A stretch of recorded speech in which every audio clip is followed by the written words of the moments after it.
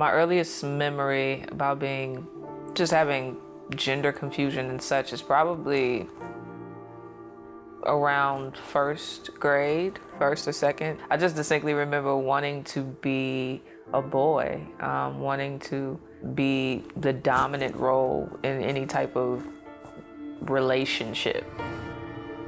My aunt, I think I went to church with her pretty much every Sunday for the first 9-ish years of my life.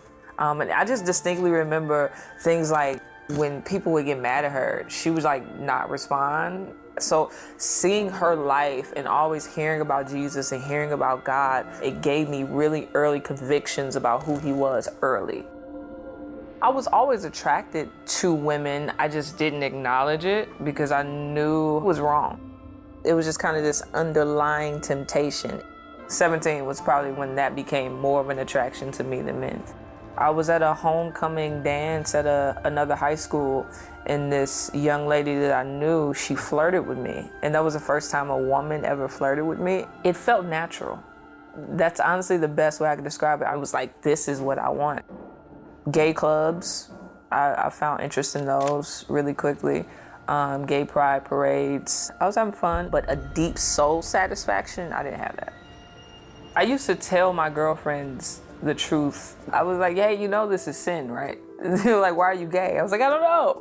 But I know this is not right. To know so much about the truth about God and then to continue to live contrary to it, I was always in this constant state of conviction. I was 19, I was in my room. It was as if every thought I had was just interrupted by this really strong thought that convicted me all at the same time. And it felt as if God was showing me that the sins that I loved and were in would kill me. I would die and go to hell. It's a heavy weight to know that you're a sinner and God is holy. But if that's in the Bible and that's considered true, then the other truths in the Bible about Jesus being God, Jesus being Savior, Jesus being willing to forgive those who turn from their sins, these are both true. And so I just need to believe this. It was really that simple. In my mind, I just kind of had this conversation with God. Like, I don't really want to be straight. Like, I equated salvation with just being heterosexual overnight. And so it was just like, I don't want to be straight.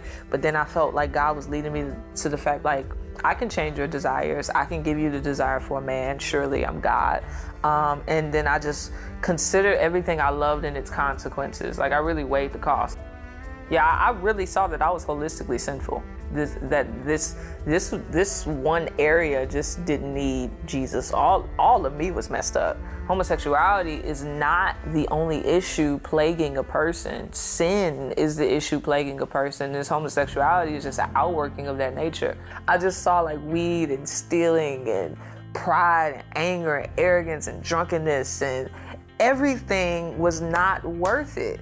Like, it just was overwhelmingly obvious that everything that I loved would not profit me anything but hell. You know what I'm saying? And I saw that God was offering me life, and I knew I had no choice. I either choose God or I choose death. I told God, I said, what you're calling me to do, I cannot do on my own. I've tried before to try to live holy, and it didn't work. But I know enough about you to know that you'll help me. And so I broke up with my girlfriend maybe a day or two later because I had to. And then that was one of the hardest decisions I had to make. But so everything after that was easy. Changed my clothes a week later, got into a church in 2 weeks. Returning to church was cool. They were like really loving people. It was like a family.